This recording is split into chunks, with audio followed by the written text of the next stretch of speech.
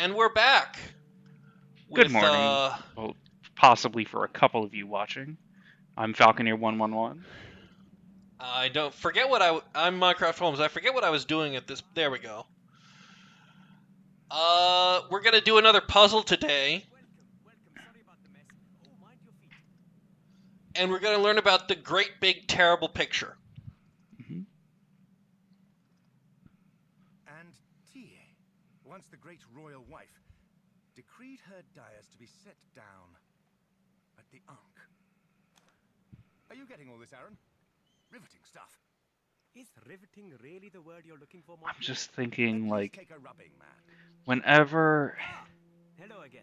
whenever I see translation done, like in fantasy or science fiction, I don't know I, how au fait you are with the writing of people just sort of translate it directly as like sentences with pauses in the middle.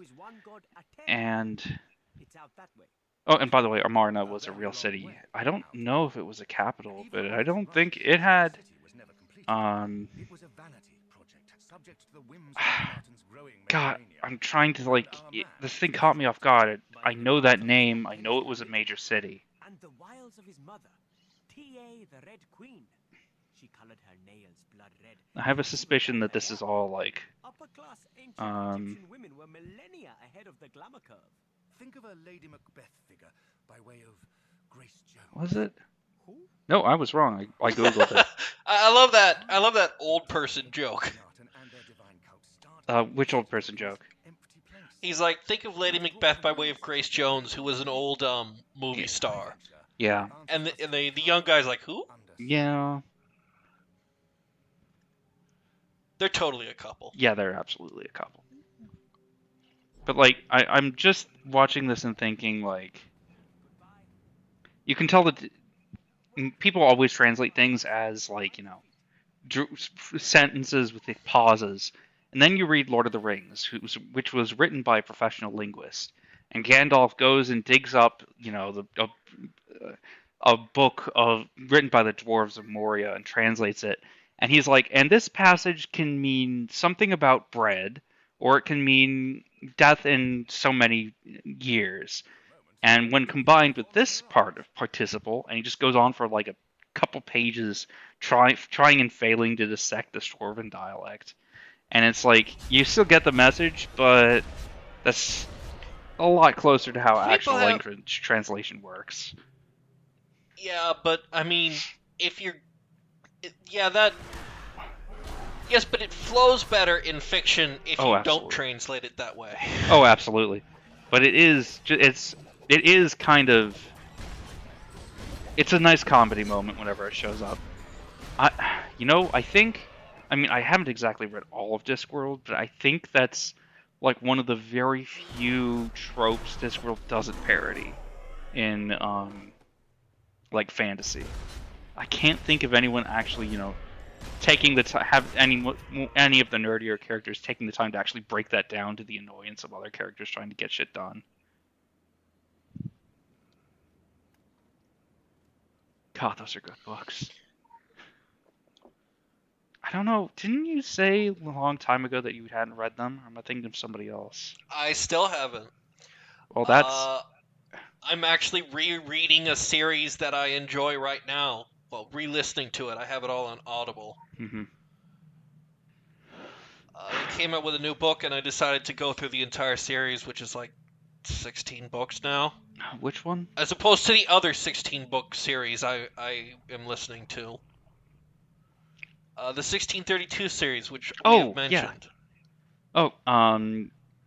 Yeah. They're like, I recently, I did it a few months ago. I finished a reread of the 1632 books, and not all of them are that good. But a lot of them. There's a few that his co-authors are. I remember there was one that his co-author was like a genealogist, so like 90% of it is like the genealogy of Grantville. Yep. And it's like, I get how that relates to your time period. I get how that relates to the plot.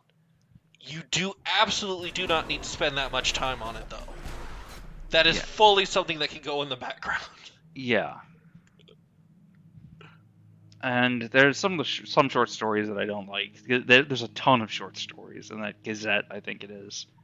But Yes, and those are fan submitted.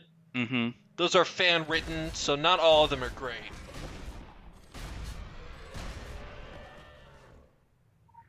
Hey.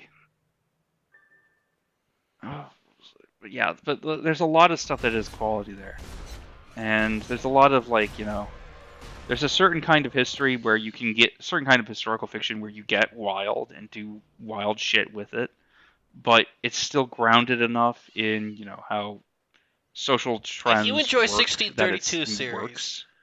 if you enjoy the What? 1632 series, the other series you would enjoy is the Destroyer Man series, which Um, is written by a fellow named Taylor Anderson. It involves two obsolete four-stacker destroyers during the early phase of World War II in the Pacific, finding themselves in a world where the dinosaurs never died, and I won't spoil any more than that. But it's very good. They end up in sort of a cosmic trash dump world oh, where things have been coming from the real world or worlds. yeah, there's a couple of those. I think that there's one called River World, where it's like everyone who dies reincarnates on this other world and is immortal until they die again. I've heard of that. And of course the Orochi are here. The Orochi are everywhere. Yeah, we get to do the very first of the Orochi quests in this video. And then by the time I'd finished it, I found I was over an hour, so I went, yeah, I'm not gonna do the rest of these until next video. Mm-hmm. Just keep it short and sweet. Well, we do most of the side quests in this video, so there should only be one more video before we're at the Black Pyramid. You actually get to the heart of things. Mm-hmm. We get to see the Dark Sun itself. And we'll have to talk about the actual Black Pharaohs, as opposed to the Black Pharaoh here. So I have to look up which dynasties those were. Did I ever talk to you about Manetho? No. Okay, Go so ahead, we have time. yeah. Okay, the reason that we know basically anything about okay. Have I talked to you about periodization, I think? I think I have a little bit by the various kingdoms. Yes, there are periods of ancient Egypt, and we usually split them by kingdom name, Mhm. by regnal name. Kind of. Like, by basically, Old Kingdom was the first organization, then it fell in the intermediate period. Short blossom in the Middle Kingdom, another fall, and then the a big resurgence and Egypt as an international imperial power in the New Kingdom. And the New Kingdom, after Egyptian civilization collapsed twice, is like the biblical era. So, and then there's some more stuff. There's a late period that's kind of where it's a major power, but one of many, and then it gets conquered a bunch of times, and then we enter at that point it stops being ancient Egypt. But the thing about that's a much more recent thing. That's like a German guy came up with it in the early 1800s. Up until then, we periodized it by dynasties, which we still talk about. And the reason we do talk about dynasties is a guy named Manetho. And we don't have anything Manetho wrote. Just about everything he wrote has been lost. But we know that he was we believe he's an ethnically Egyptian priest, of the Egyptian religion, who was living in Hellenistic Egypt after Alexander took it over. And he spoke fluent Greek as well as fluent Coptic, or fluent, whatever I don't remember. Egyptian. Colloquial Egyptian. And he wrote a massive history of Egypt and sold it to Greek authors and readers across the ancient Greek world. and he divided Egyptian history into what he called dynasties, which were not what we think. Like for us, dynasties are families. For and if somebody's nephew inherits the throne or something, they're part of the same dynasty. To him, they were pretty much either family lines or like people who were really, really close, like close out. If a close ally came to the throne, if there was any kind of real gap, that would be a new dynasty. So if you hear somebody talking about the third dynasty or the 18th dynasty or whatever, we get the names of those dynasties, the numbering of those dynasties, and usually the names of the people in them from Manetho. And But we get those secondhand. Yep. Okay. Let me put it this way. It's kind of like trying to figure out the plot of Paradise Lost just by looking at what people have written about Paradise Lost. Not really. Okay, have I ever talked to you about medieval Wikipedia? And saying it's No. why there's this patron saint of the internet? No. Okay, about I think it's like the 600s or 700s in Spain, AD. This is a way later period. The papyrus market from Egypt has just collapsed, and because of the Muslim invasion, and trade routes are immensely disrupted, and economic conditions have been declining for centuries. The Byzantines are fighting in Italy, trying to take it over and failing, and that's crashing the economy there. Everything's kind of going downhill, and it's becoming harder and harder to support libraries because that takes a lot. It takes a lot of money to like not just maintain them, but commission new books if you have to copy them all by hand. So there's an archbishop named Isidore, and actually no, he was just like a bishop of a small city in like northeastern what's now modern Spain, and he had this idea. He put together a sort of insight. He called it the etymologies, and it was basically an encyclopedia of everything he could think of, and every piece of written literature he could think of, even and not just like famous things, but like these would be works of This thing would have entries with works of literature, would have entries about famous authors, would have entries about famous places, and these would be filled with quotes, a lot of quotes. They'd also be filled with descriptions and summaries. They were divided into dozens of books, each with thousands of entries. And it was an enormous, enormous work, but it kind of was deliberately designed to have everything you really need to know, that as far as he was aware, and he made a good faith effort for it to be the case about anything that was written in there. And people bought the etymologies instead of trying to buy all of these obscure texts because it was all compressed and in there. And as all kinds of as the writing got more and more difficult and books faded away, or books got less common because they were expensive to make and upkeep, and they fell apart, people just started commissioning the etymologies more and more because that had everything they couldn't hope to get their hands on because no one had that kind of money. And so that was all lost. Like huge swaths of ancient literature are completely lost, and we only know if you look at Wikipedia, it'll often say we only know their names and the names of their works. If you look at what we actually have, we usually have basically a Wikipedia article, often to like the same standards of citation and actual quotes and actual working things in, but we've lost the actual details, and that's why that happened to Manetho. Nobody in the West or the East really cared enough to preserve the stuff that Manetho himself wrote.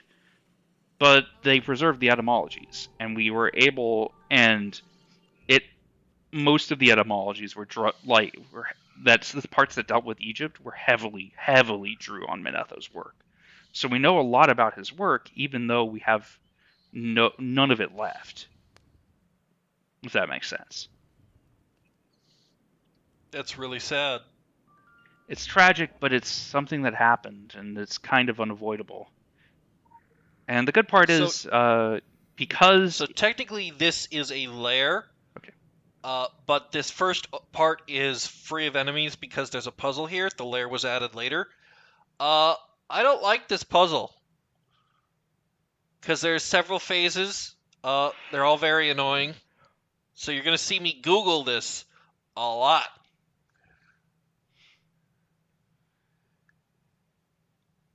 yeah, that's welcome to this game. I This game does get I gets mean, too smart for itself. if you wanted a 3-hour video of me doing shit and trying to do a Roman cipher on screen, yeah, because he says anyone with a knowledge of Roman history should be able to put key to lock. It's a Rot 13 cipher, which is known as the Roman cipher. So I would have had to get a webcam to watch me write that down, Rot 13 it manually, or I could just do this. Mm-hmm. And And then there's a beam of light puzzle. those, well, those are less objective. There are a lot worse puzzles, but they are very fiddly.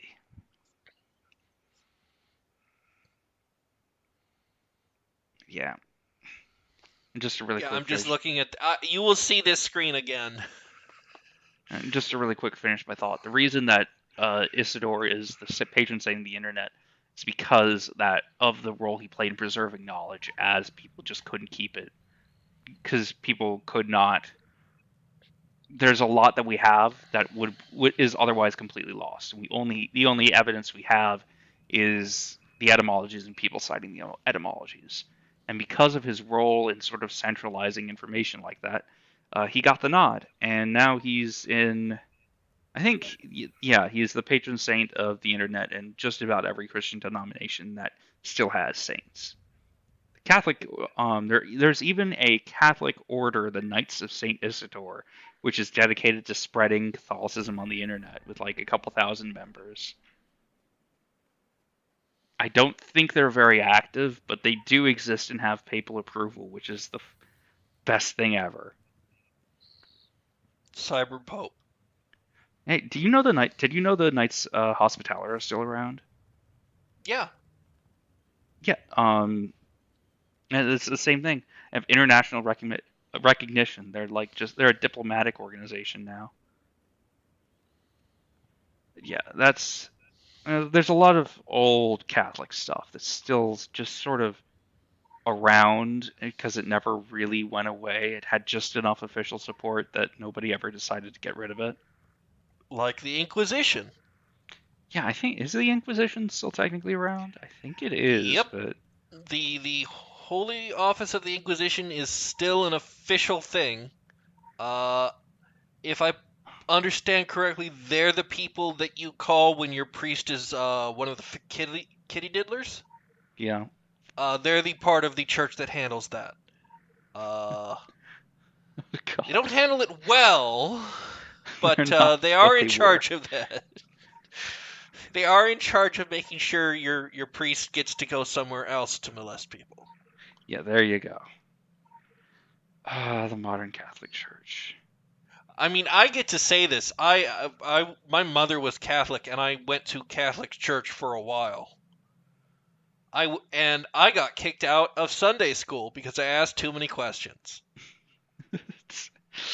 Oh, that's Catholic. Well, God, that's certain kinds of Catholicism.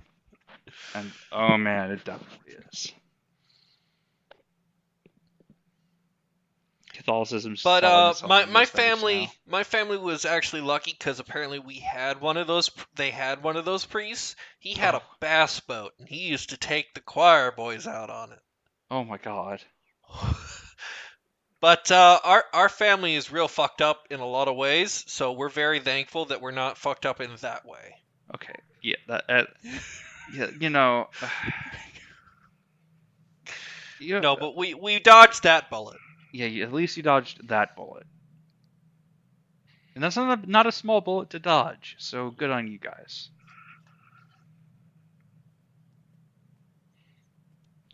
God, though, that is the most Midwestern line. And that's another thing you'll see. Apparently, they were having server problems while I was playing, so I was constantly losing and connection and having to jump servers. Well, it's not a new game. And I mean, actually, if it was a new game, that would be happening even more often. But it's, still not in the best of repair. It's actually the first time I've ever had server trouble with this game. I had plenty of server trouble, but then that was the old version. That was the Secret World rather than Legends. But yeah, there were plenty of times where I would be kicked out. I'd be kicked into a different server several times during a session. So to me, that is unsurprising. But yay, if they fix it. You may be wondering, how the hell are you supposed to do that? And the answer is go up on the stairs and lean over. Mm-hmm. Try not to fall off. God, this is the worst kind. Like, there are different kinds of beam of light puzzles, and the one where you have to meticulously fiddle around like this with a bunch of different options is the worst kind of light puzzle. Yep, we hit another point where I'm gonna have to jump servers. And that's just making the process even more fluid and enjoyable.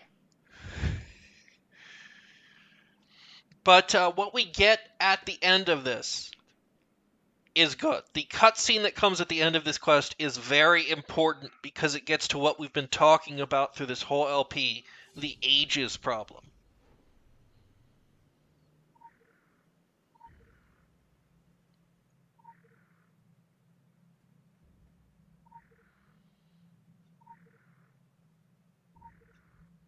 And you just have to sit through this.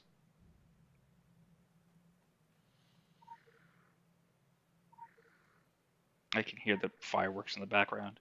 It's the 3rd of July, which means there are just people will just have fireworks. This North Carolina seems to be a fireworks are everywhere state. So Oh, yeah. there's a lot of booming going on in the background. I know I grew up in Chicago. I think fireworks are only legal in certain circumstances there, and that did not stop people from setting off fireworks the entirety of the summer, and no one cared.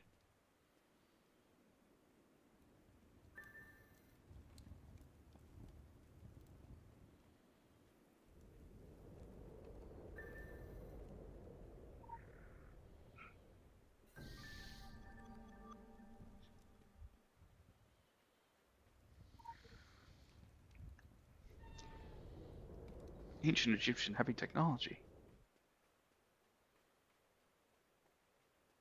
God, I remember seeing someone trotting out something they claimed was the gay goth flag, and it was like the Eye of Horus in a rainbow, and it has to have been a Yu-Gi-Oh reference. Okay, so this one is fun because I look up the answer and it's not specific enough. It is wrong on the thing I look it up on.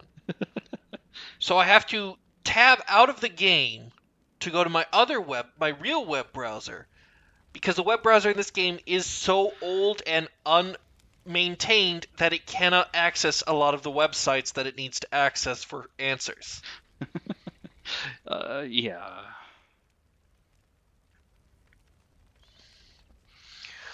But I get it in the end, and we get a nice cutscene that talks about some stuff.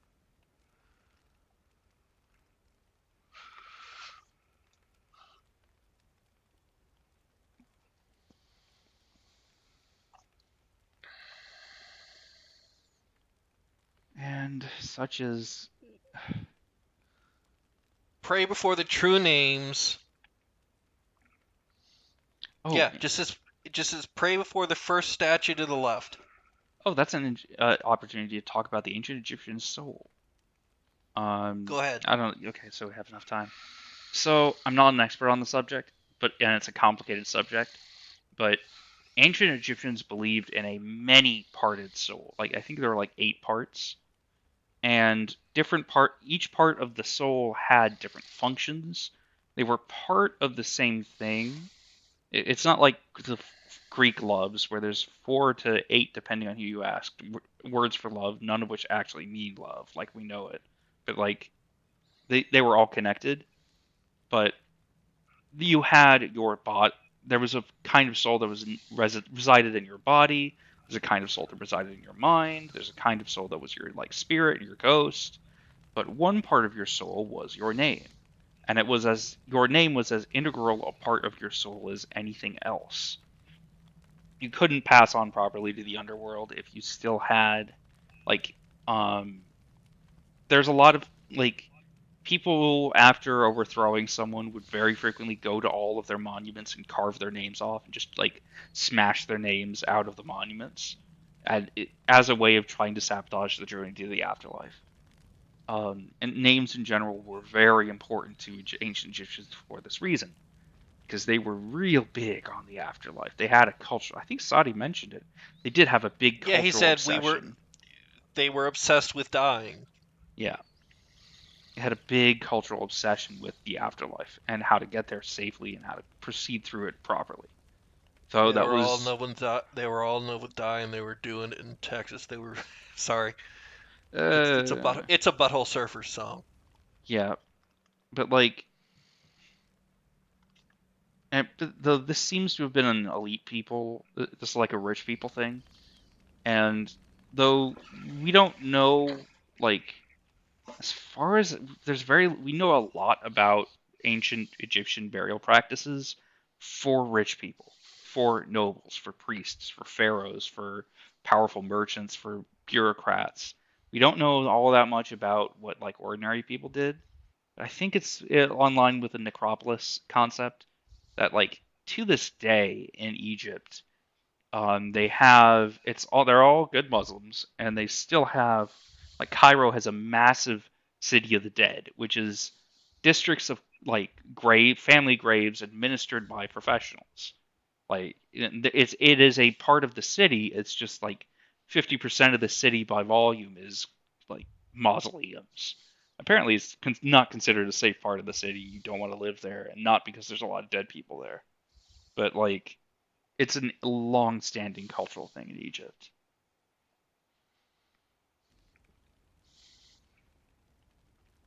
Anyway, ancient Egyptian magic was obsessed with names as well, and they had a lot of magic, and it was focused on a lot of weird shit. Like ancient Egyptian medicine had this habit of finding animal shit and prescribing it to be eaten and to cure various like diseases, and that was kind of the standard practice. But like there were all kinds of different there was stuff like the book. There were all kinds of ancient Egyptian like magic systems I don't know anything about. They're just around that you can look up. You can find the Book of the Dead, which is kind of famous.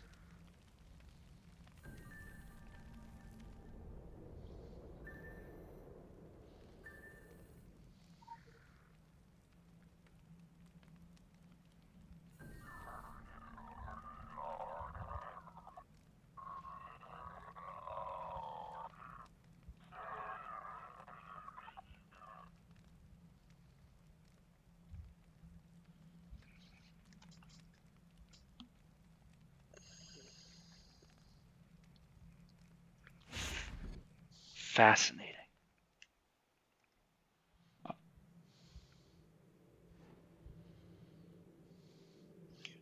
So we're about to get that cutscene I mentioned. Just as soon as we get there. Yeah, you've been hyping up this cutscene. It better be good. Well, we finally get the big terrible picture theory.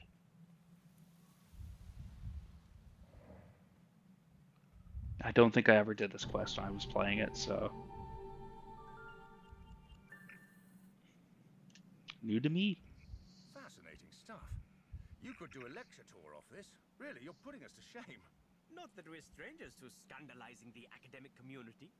Oh, you. This does Yeah, fit with the big, terrible picture theory. You know how I feel about that name. It's only a theory, Monty.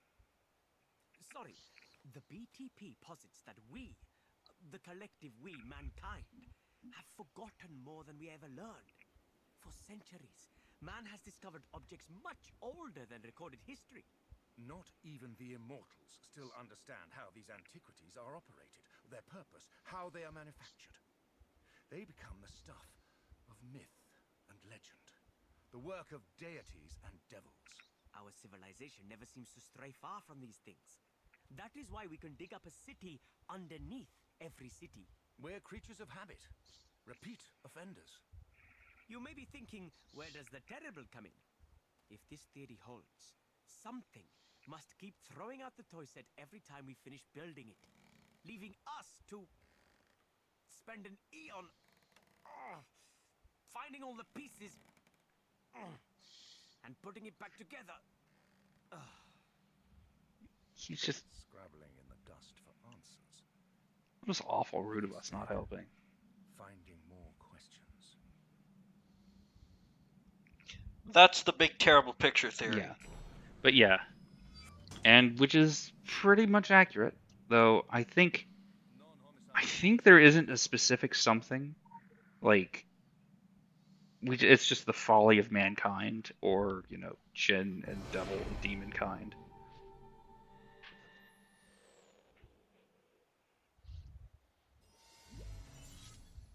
I sat there and read this. This is actually important. Pause and read this. So basically it says, so the reason that cradles of civilization existed is because that's nostalgia.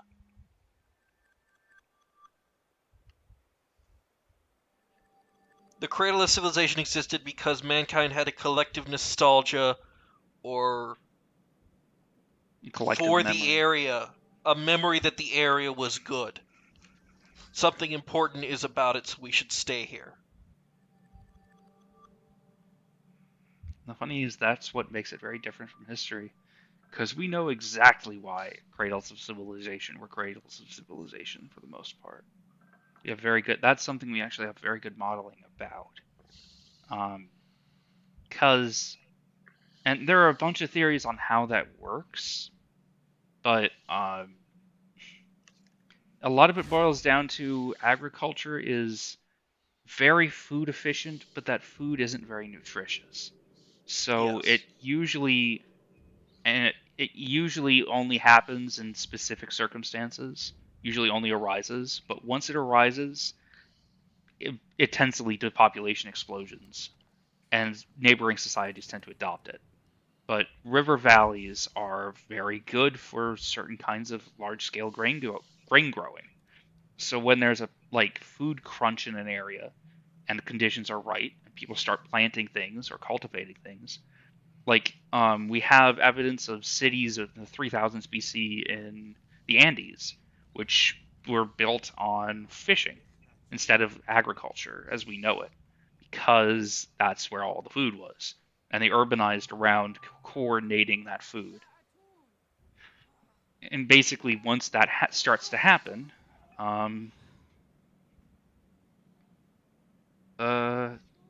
we see human sacrifice, which is less of a joke than you'd think, because it looks like a lot of early civilizations practiced human sacrifice in various ways.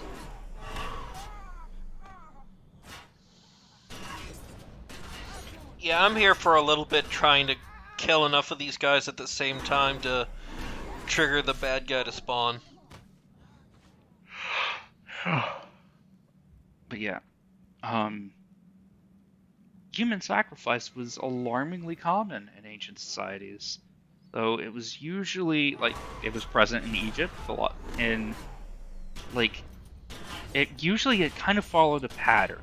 This happened in Egypt, this happened in China, I know that's the case. Human sacrifice was much rarer in ancient Greece, but still happened. And I remember reading the ancient history thread on Something Awful, and they were talking about Rome liked to say it was above human sacrifice, but in times of great disorder, they would do it anyway, like yeah, when pretty their much. army got defeated by Carthage. Yeah, they did. Yeah, pretty much. The Romans did a lot of we're above this thing that we do constantly. They were not the most they were a they were a great civilization and also kind of huge hypocrites all the time. But if you basically these a lot of these sacrifices seem to have been genuinely voluntary, not quote unquote voluntary, and they basically you'd have somebody who's extremely important, like a king or somebody a rank or two down from a king who die, and they would have their household all killed with them and buried with them. And as far as the household was concerned, they'd be going into the afterlife as into a land of eternal plenty where they would also be immortal, and they would be servants, but they would be, serving in heaven. And eventually that got very bloody and large scale and not so voluntary, and people would come up with effective replacements, and usually like dolls of various kinds that would be, theoretically at least, enchanted. And that, by the way, is what the terracotta army is. It's because the common practice, it was dying out by the time that Qin Shi Huangdi came around, but they really did bury their whole household with them. And he built himself a massive army of terracotta soldiers to bury instead of people. Not that he was opposed to working people to death to make them, because we have found massive mass graves near where the terracotta armies were. It's just like workers who were worked to death building the tomb in the area and the army. So he was not a nice guy, but that is why the terracotta army exists. Fun fact.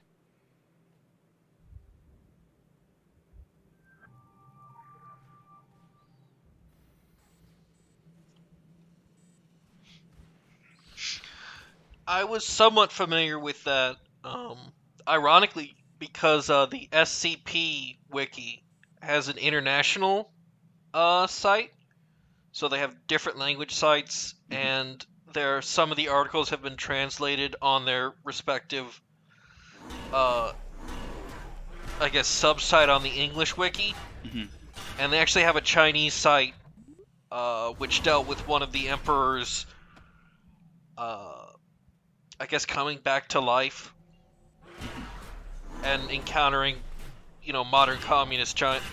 Well, communist China. God. Yeah, that sounds... It was actually very sad because he expected to come back with, like, his whole household, and it's just like, he's really confused by fucking everything. Yeah.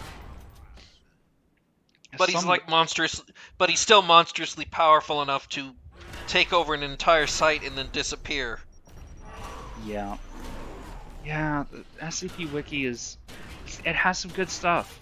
There's a lot of bad stuff, but there's also a lot of good stuff. They've gotten better about filtering out the bad stuff. The guy who wrote the infamous article was finally got the boot. Yeah, they've been trying to take it more and more seriously over time. Like, I think I've talked about a previous version of this LP, the Fairyland article, which is brilliant. It's like you can't repeat names for it, or it'll kill you by like growing things out of your skull. And the way that it's represented, I love wonderful. I love the added thing that it's contacting Orochi HQ, so it plays a dial-up tone. Yeah.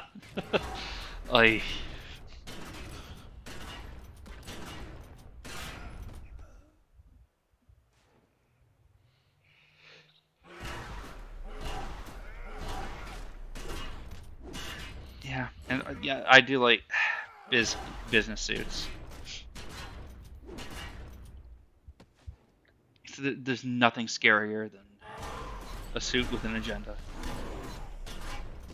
Why do you think Slenderman wears that suit? Yeah, there you go. I was in that thread where we invented Slenderman. You were? That is a piece of internet history. A deadly one. Someone actually. literally died. I mean, yeah, that was a Imagine murder. being present at the birth of a meme that ends in murder.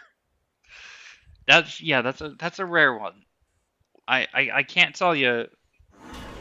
I can't tell you who had. I can't tell you what led to what in there. I do remember there was a Slenderman game where someone modded in that instead of like whatever sound it played when you were about to die, it just started playing "Give Me $20" louder and louder. So I will always be thinking of that mod whenever I hear of Slenderman, and it makes him not scary at all. You know what's fan fiction I found that actually made Slenderman terrifying? What? It was an Evangelion Slenderman crossover.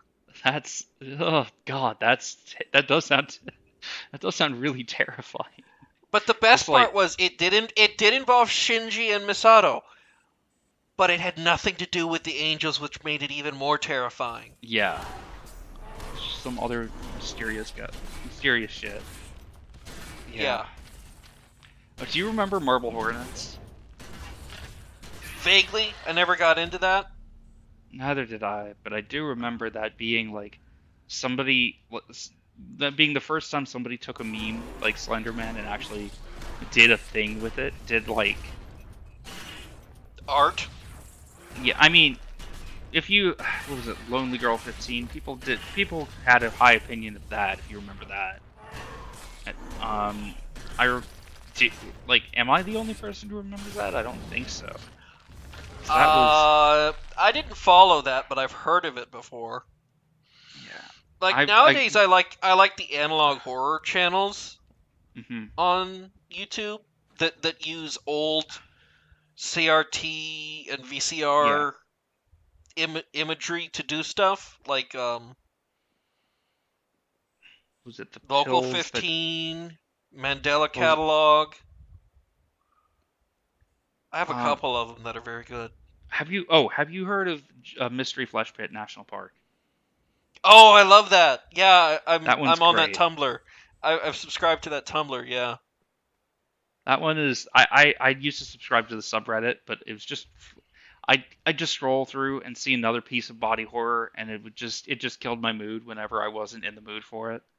So I'd unsubscribed, but it is still really good. I'm not sure if it counts as analog horror, does it? Because that's not really the point. I don't think that It's a lot counts as more. analog horror. But the analog horror stuff I like is well, we're watching this, but I can literally pull it up. Yeah, like, but yeah, I Let's know what you see. mean, and it's a lot more intense, and it's a lot more like reality blending, and a lot more Gemini immediate. Home Entertainment is a good one. What's the one with the pit, like the faces? That That's for Mandela Catalog. okay, The one with like the alternates. yeah, I think so. That's Or Mandela Catalog. not the alternates. Like, it had different where faces that were associated with certain emotions, and then it Oh, had I don't remember that one. I remember. I mean, I've seen that video. I don't remember where that's from. But yeah, mhm, and then there were the emotions that aren't real, and they yeah, had weird, fucked up yeah, dorslessness. yeah. I remember Doorlessness is a great name. Oh god, I forgot. We have to do this quest. There's a lot of that's get that reaction's getting more and more common as this LP goes on. Honestly, most of the quests like that are just here in Egypt. Like, I don't remember anything too terrible from. And I've replayed a lot of the game. I don't remember anything too terrible from. Spoiler alert: the next area is Transylvania. Oh no, we haven't said that several dozen times. By we, yeah, I think when's the first time we spoiled that? I think about halfway through Solomon Island. Yeah, I think so. But yeah, this is terrible. There's actually an achievement for doing it without this object taking any damage. But like a lot of things, it's one of the ones that takes away your regular useful abilities and gives you gimmick ones.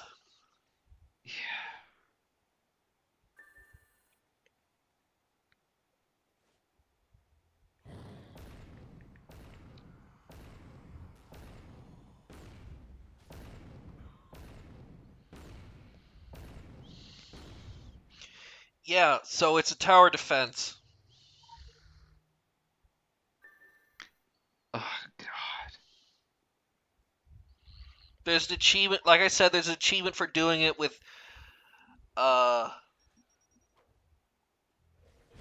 Yeah, tower defense is one of those things that only works when you actually set it up. Like, oh, speaking of internet history, you were there for Slenderman. I was on BattleNet when tower defense and Defense of the All Stars were actually getting popular, were being developed as genres. So I remember being there. I remember all of the different maps and genres that didn't become like big industries, like the way that the like what was it, Defense of Helm's Deep. I don't know if you were you on there? no, Yeah, I'm I was complete. never a Warcraft fan. Yeah, I'm. I was completely shit at every. I am. I was and am completely shit at everything RTS, but I still play. I still loved Warcraft as a kid. I would just cheat. I just make myself invincible and kill everything, or I just skip the missions and watch the cutscenes because Warcraft 3's Warcraft 3's storyline was one of the best out there at the time, and it still holds up. It is absolutely, it is the sort of thing that you go and watch just like on YouTube for fun because it's very watchable even today. But they Yeah, also that's typically how I play Hearts of Iron 4 whenever it's modded. yeah Is that's how I play Old World Blues. Actually, is just I just want to see the events and see things play out. hmm and it would probably be easier to get the achievement if it was possible for you to if that aiming reticule worked. Oh, it does. It's just laggy. Oh, I see. No, you see, I press it and I throw it, but the throw takes time, and I'm constantly pressing the button. So it backlogs every throw. God, that is a very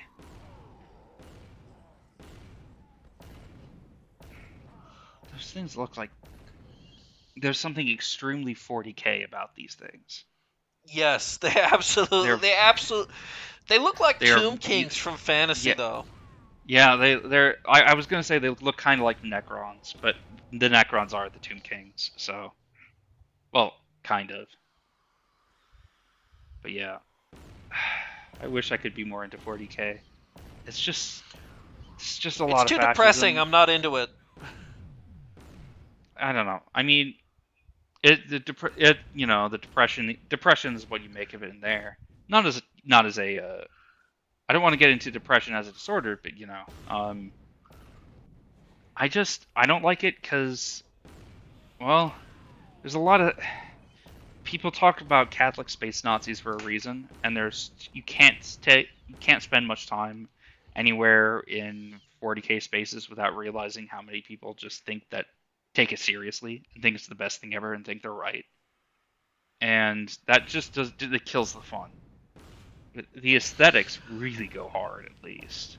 If I ever played 40k, I had an idea, and that would be that I would play an infantry regiment from the actually named Maccabeus system, Yeah, and it would be and full of Jewish iconography, hmm just to piss off the Nazis who play.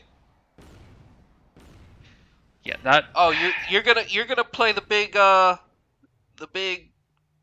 super Catholic space fascist monks. Okay. Ubermensch, yeah. Here's I'm going to play the Here's the Jews. Maccabeus system. Here's the Jews. And there's so many parts of 40k that aren't, that. There's Yes. like especially the Imperial I Guard like it when regiments it's that goofy. I Yeah. like the fact that there are cat girls from the planet Carlos McConnell. Like, just stupid shit like that. That's Yeah, there's a fun. lot of. But I when like they the play up squats. the squats are great. When they play up the inherent silliness and satire, it's fine. But far too many of the writers take themselves seriously when they're Yeah. very much writing for something that's supposed to be basically Pratchett. Yeah, it's like I remember seeing stuff from earlier versions where it's fat space marines like hosing graffiti off buildings, and it is a dystopia.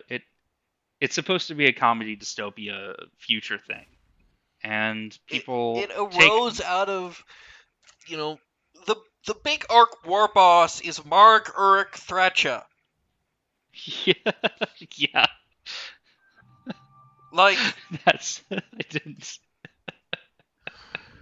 That's beautiful. I didn't realize that. it totally grew out of them just moving their fantasy setting to space and saying and doing some satire. Want to make yourself Like, useful? I prefer fantasy because it's a lot less grim and dark. There's hope in I'm not gonna fantasy. bother with the politics. I mean, Our group kind says we'll of. mingle, but if you haven't noticed, we're in deep and sticky. And this Or at is least there was before the end times. dug our own Yeah. grave. But I don't like to talk about that. No one who No likes one talks fantasy about likes to talk about that. Yeah, I understand. Everyone seems to just ignore it. Leaving a mess, but we can't do the And cleaning people either ignore it or they just talk about it like something that happened, and anyway, everything's back to normal. Grim death and pray for a miracle. That's because no one likes the new stuff. Yeah, the new stuff is. Oh, and Age of Sigmar. Like, Age of Yeah, Sigmar no one likes is. Sigmar. Age of Sigmar would be nice if it didn't have the Warhammer Fantasy baggage. It's very Basically, gonzo. It's, they had but- this entire setting, and they decided to nuke it and make it more like their other, more better selling setting. And somehow that didn't translate into good sales. Yeah, it's just generic. It's a big, it's super overblown fantasy. And what made Warhammer Fantasy stick around was it's very low. It was often very low scale. It was often like your character has a small but vicious dog as part of their starting equipment. Like if you go up against somebody powerful with a gun, either you'll die, or if you bring enough guns, even if they're powerful, they will die. Like that grittiness was was one of its assets, and they just threw that away to make it nice and gonzo. And had it been Ironically, after End Times happened, it got really popular because of video games and a new edition of the tabletop role-playing game. hmm and they did a lot. They made a lot of Age of Sigmar video. Like I remember they had made an Age of Sigmar MOBA. That was actually okay. I played for a short time. Was it a MOBA? No, it was like it was sort of like a old school Dota clone, I think. God, I don't remember the details. But like, I Just remember, tells me it wasn't worthwhile. If you can't Yeah. remember the details of the video game, it tells me it wasn't a good video game. I mean, yeah, but You're damning it with faint praise by calling it a clone of another better video game. yeah, and it wasn't. I'll never say it was a great game. It was fun. It was playable. It wasn't very memorable. Literally. And I remember seeing a bunch of write-ups in the Fatal and Friends thread of Age of Sigmar, and it was very imaginative and very broad. It's a different niche. It's a niche that was not being filled. The market hasn't really been seen filled because it takes a lot of money to explore something that big, and nobody in the tabletop gaming industry, except for like big companies like that, have the money to explore it. But it has to What live I with the find legacy all the of more Warhammer intriguing, Fantasy. what I find the most annoying thing about Games Workshop, did you know they don't actually do customer satisfaction surveys or any Yeah, sort of they don't do polling of their marketing customers? research. They do no marketing research. Essentially, it's a bunch of dudes in Britain who sit around and go, I think we should do this. Do you have any proof that we should do this? No, but I think we should do this. And then they all go, okay. Okay, let's try it. Let's go.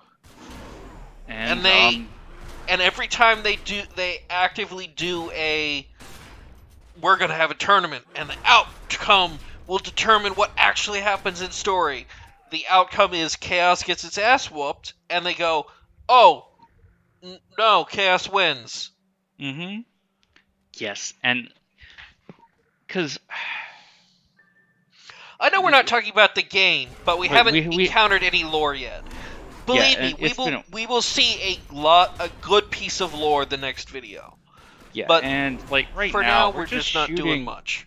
We're just shooting Orochi, and we've been just like we've already talked about the lore around Orochi, the lore around Well, we haven't talked about filth all and- of it, but more of it comes out in Tokyo. Yeah, we've talked about everything we can without spoiling. Though we've been playing very fast and loose with spoilers, but even so, without way overdoing spoilers.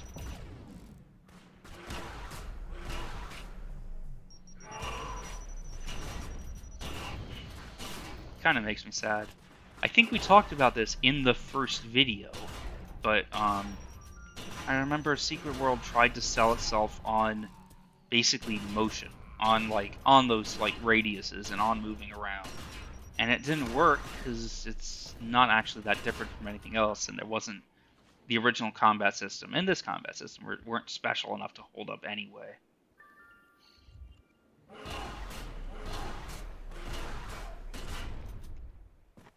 I do like the Indiana Jones set here. Yeah, that is the Ankh. It is the dungeon, and we will be going into it both as the dungeon and as a quest. And the quest has a subquest in it where you get to listen to a German man talk about microdosing the filth. Yeah, that sounds like a great time. I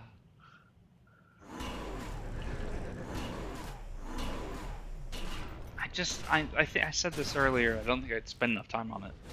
Like, how strong physically are bees? Do you think? Like, we know that they're. I think they're a level 50B.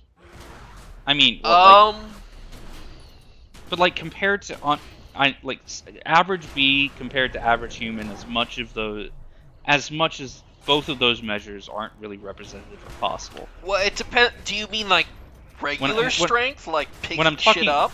Yeah, like literally physically, like how powerful are their muscles? Everything averaged out. It depends on whether or not they're using strength enhancing magic. If they're not, I'd say they're probably like peak human. Yeah. If honestly, they're not otherwise, like, they can't pick up a car unless they use magic. But at base, they're probably about as strong as an Olympian athlete.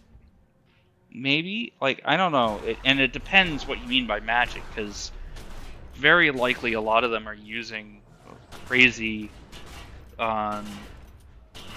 magic shit, just running around without even thinking about it. That's true. We can sprint eternally and jump and land from any height in the game. Mm-hmm. So automatically that's... Yeah, but it's impossible to know how much of that is like actual. It's impossible. Like, okay, you watch Dragon Ball Z and watch bullets bounce off of people. It's impossible to know if that's just like something that the key cultivation they undergo does, or if their bodies are just that hard. Nobody ever cares. Nobody ever cares to clarify that. And I think it's like here. I think my theory is that a bee, if you got rid of everything else, is not actually any tougher than a human. It's just like they're healthier because bees keep their hosts healthy, but other than that, nothing special. It's just that they have access to all kinds of crazy bee power shit that makes that effectively irrelevant and makes them effectively superhuman, even if the base isn't that. You know, you say that, and my first thought was the Futurama episode where Fry gets worms from an egg salad sandwich, and they like turn him into a superhero because they're symbiotic. You don't remember that episode? No, I like Futurama, but I haven't watched all that much of it. I haven't either, but I remember that.